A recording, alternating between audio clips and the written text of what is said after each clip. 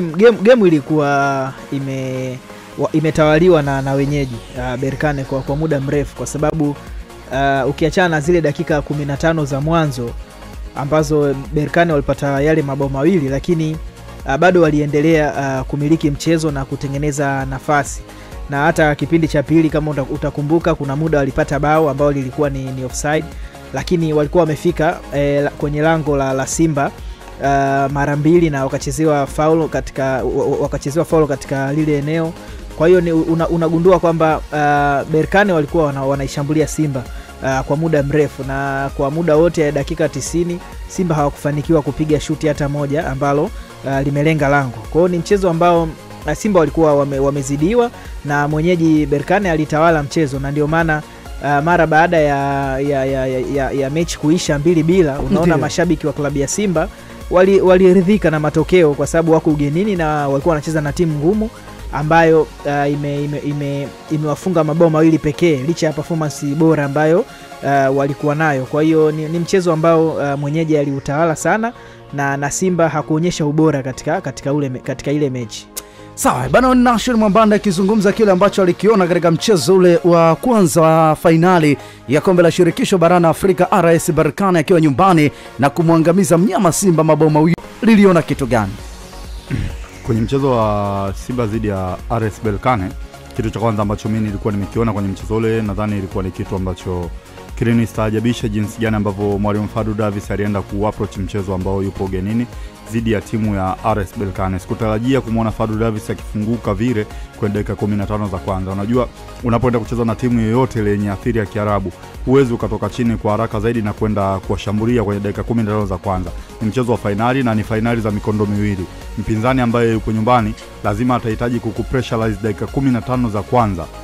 Katika zile dakika 45 za kwanza, pressurize dakika 15 za kwanza ili mradi tu haweze kukurahisisha, kukufanya wewe uweze kufanya makosa na kuadhibu. Mara nyingi sana Simba kwa dakika 15 za kwanza walionekana kuwa wanapoteza mipira mingi, umakini ulikuwa haupo ndani ya eneo la ulinzi. Kwenye half spaces walikuwa wanapita kirahisi RS Berkane, ilikuwa ni ngumu kwa wao kuweza kuziba zile half spaces kwa sababu walikuwa wanalazimika kulinda na watu wanne. Anayekuja kujoin kwa watano ni Yusuf Kagoma. Juu yake na chini yake kulikuwa kuna wachezaji wawili. Mamadou Lamine Kamara alikuwa anasimama juu ya Yusuf Kagoma. Yusuf akijaribu kwenda kupress juu kwa yule kiungo wa RS Berkane, chini yake kunakuwa kuna inside 10.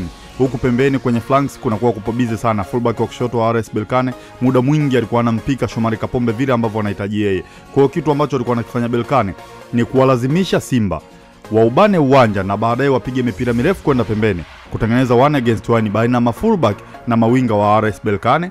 Na kitu cha pili ni kuwalazimisha Simba wafanye makosa kwenye transition. Berkane walikuwa very sharp kwenye transition. Wakipora mpira, angalia zile turning point yao wanapotoka chini kwenda juu, wanaponyang'anya mpira ambao ulikuwa kwenye build up ya Simba. Watashambulia kwa haraka zaidi, watashambulia kwa mipira mirefu. Walijaribu kupiga mipira mirefu mara nyingi sana. Lakini bahati mzuri Osama Ramdui alikuwa anashindwa jinsi gani ya kuweza kuidhibiti ile mipira na jinsi gani ya kuweza kuzitumia zile nafasi. Sikutarajia kumuona Fadlu Davis anaenda ku-approach mchezo ule vile, kwa sababu ni mchezo wa away na unahitaji kupata warau chochote kitu, angalau sale walau kupata goli la ugenini. Mimi nilitaraji dakika 15 za kwanza angewaheshimu RS Berkane na kuwapa mpira, and then baada ya hapo kadri muda unavyozidi kwenda pressure ingekuwa kubwa kwa RS Berkane na wao wangekuwa wanazalisha makosa mengi sana, lakini sio dakika 15 za kwanza za kuweza kwenda kupishana nao. Hicho ndio kitu ambacho nilikuwa nakiona ni kigumu zaidi kwenye mchezo ule kwa Simba Sports Club. Lakini baada ya dakika 15 za kwanza Richard Berkane kudominate mchezo, Simba walirudi mchezoni na waliweza kulinda vizuri sana, japokuwa walikuwa wanafikika kirahisi kwenye lango lao. Sawa, huyo ni Nira Juma akielezea namna ambavyo kitu ambacho alikifanya Berkane katika mchezo wa Jumamosi ambao ulikuwa na shauku kubwa.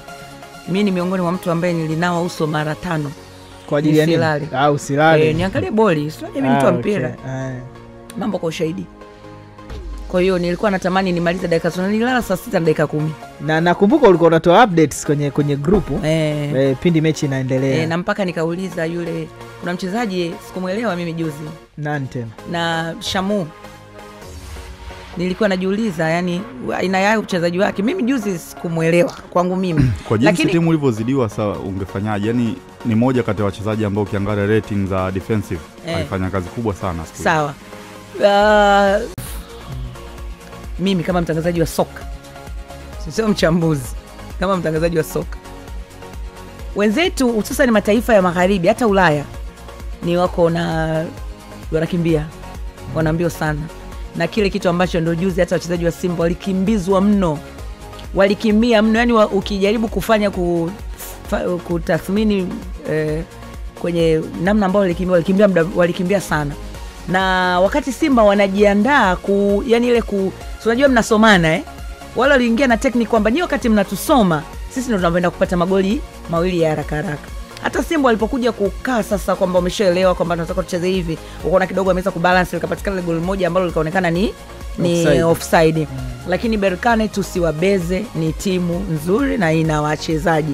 Na kuna kauli nasema kwamba wametufunga lakini raha hawana, kwa sababu wameona kile ambacho na wenyewe walikuwa wamekitarajia hakikuwa. Sitaki kuamini kama wenyewe walikuwa hawafuatilii Simba, walikuwa wanawafuatilia. Na video analyst saizi teknolojia imekuwa sana. Kuna mtu ana kazi yake moja tu, ni kusoma mpinzani wako. Hiyo hata kwenye ligi yetu pia kuna baadhi ya vilabu wanao watu wataalamu. Kwa hiyo nikagundua kwamba wale wanakimbia sana. Ni sasa na wachezaji wa Ulaya wanakimbia sana ufanya comparison na wachezaji wetu wa ndani. Simba akikutana na vilabu vingine ana mbio, tunamuona. Ndio wanasema wachezaji wa Simba wana mbio. Lakini umeenda kukutana na mtu ambaye amekuzidi sana. Na ndio walichokuwa wamekifanya. Sababu akikupress sana, wale jamaa ile dakika 15 za kwanza walikuwa na press. Wana press, na wakati nyinyi mnajipanga mfanye uokozi, mmejichanganya. Kama ile goli la pili ambalo ladondoka chini nadhani alikuwa Abdurazak Hamza. Wakati wanatahamaki. Sio Kagoma, alikuwa Kagoma. Ni Kagoma. Kwa sababu goalkeeper alirudisha mpira kwa Kagoma. Kagoma alikuwa amegeukia upande, ametizama upande wa Bekane. Anageuka nyuma, anaona mpira huu hapa, anashindwa kuupiga, wanachukua, wanakwenda wanafunga. Kwa hiyo ni timu nzuri. Na hata hiyo mechi ya mkondo wa pili, unajua sisi wakati mwingine mashabiki wa hivi vilabu huwa tunazungumza kiushabiki tu kwamba tunaweza. Yani tunaweza. Mpira sio kazi nyepesi kama ambavyo unafikiria. Wakati wewe umeingia na mbinu hii, mwenzako ndo anakuwahi pale kama ambavyo wale waliwahi Simba. Kwa hiyo maana yake unasemaje Rehema ya kwamba Simba ndo hawezi tena kufanya maajabu akiwa kwenye uwanja wa nyumbani? To be honest, mimi maajabu siyaoni, na kama ni asilimia, mimi Simba nampa 30%.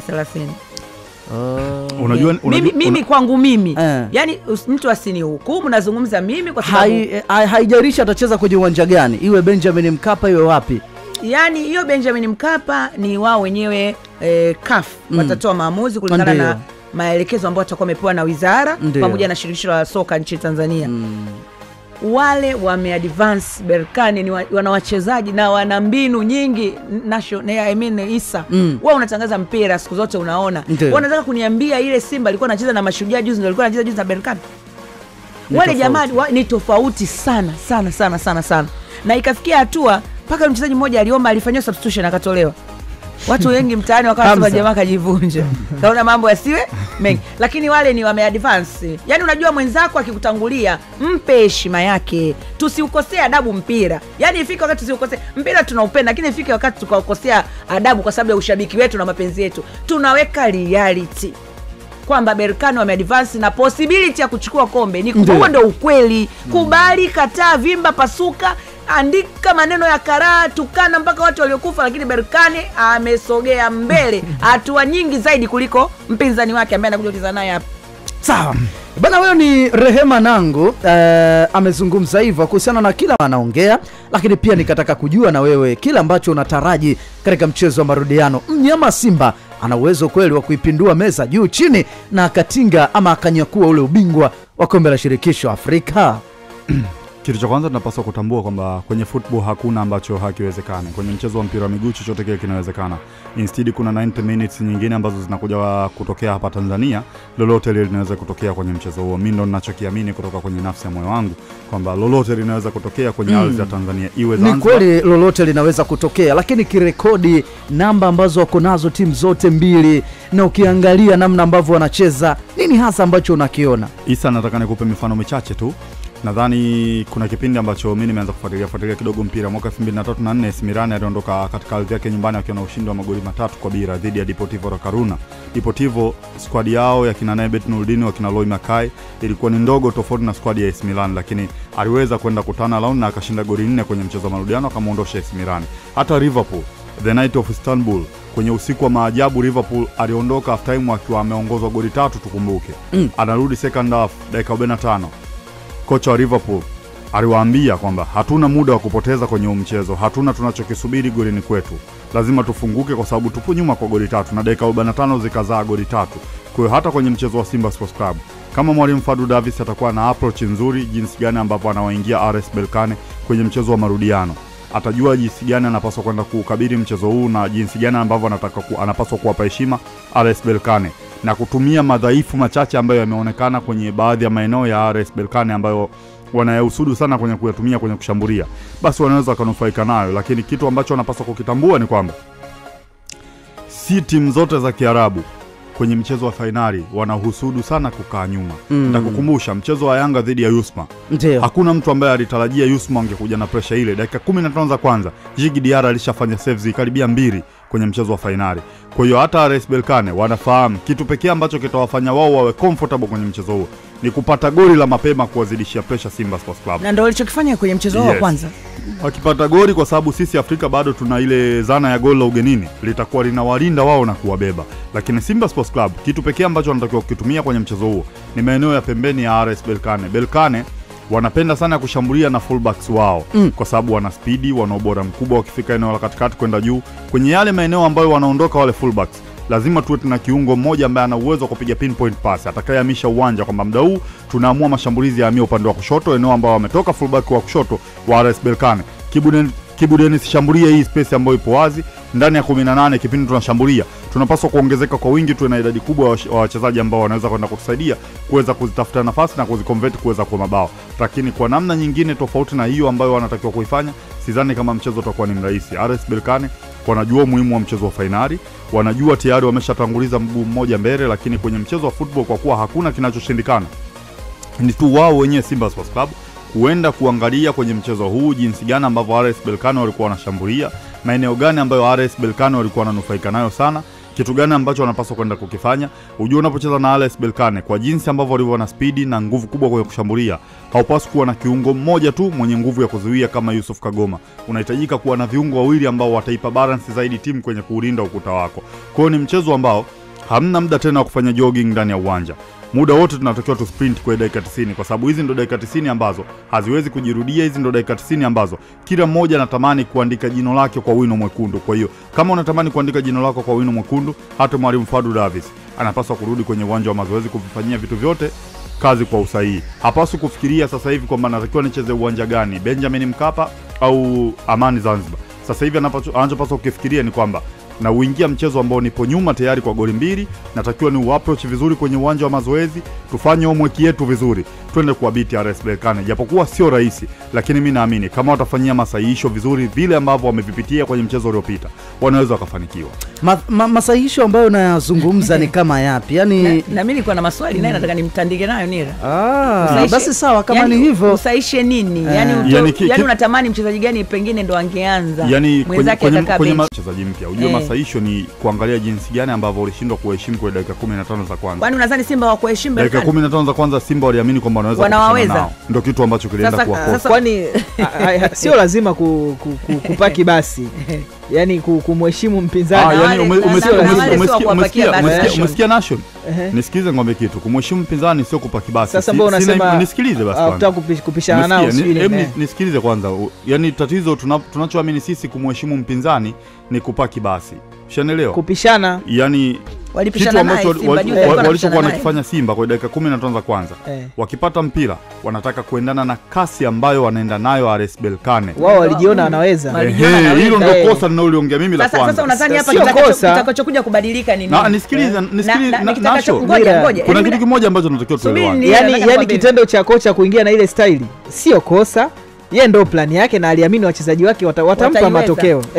Nasho. Na hata ukiangalia magoli waliofungwa sio kwamba yametokea kwa sababu ya kupishana. Sawa?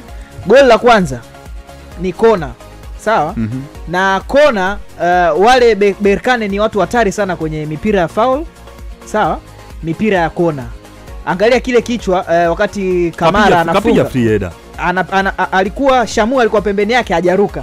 Kwa hiyo haijatokana na kwamba ni Simba ilikuwa na idadi ya watu wachache kwenye eneo lao kwamba ni kupishana. Yani sasa umesikia bao la pili, ngoja kwanza. Usongee kwenye makosa aliyozaisha mabao. Sasa wamefungwa, umesema wamefanya makosa ndani ya dakika 15 za kwanza, hawakumheshimu Berkane. Yes. Lakini magoli walofungwa hayahusiani na heshima ambao wewe unaitaja. Bao la pili ni makosa. Ngoja kwanza nimalize kuongea afu kaongea. Nashobu msikilizaji tunatabia juu. Unaelewa? Yani nyinyi kabieni mnavyotaka nyinyi. Heshima kwenye football ipo hivi. Unaelewa? Unaweza kwa labda wewe ni mwalimu wa timu A. Unaweza kaamini kwamba mimi naweza kupishana na timu B kwa spidi ambayo wanakuja nayo wao. Lakini njia ya kumheshimu mpinzani wako kwenye nyakati ambazo yeye anakuja na spidi kubwa, wewe unaweza kaamua kupozesha mpira usiendane na spidi yake. Ukipozesha kipindi yeye ana approach ya spidi, lazima utamuondoa kwenye intensity yake. Hawezi kuwa sawa hata siku moja. Hatuongelei tu mabao ambao wamefungwa Simba Sports Club. Mimi kuhusiana na mabao ya kona, siwezi nikawalaumu, ni timu zote za Tanzania mbovu kwenye kudefend set pieces. Tena tunahukumiwa sana kwenye mashindano ya kimataifa. Bao la pili kwenye build up ya Simba, nani ambaye anaenda kuangusha mpira? Ni makosa ya goalkeeper. Ni makosa ya goalkeeper.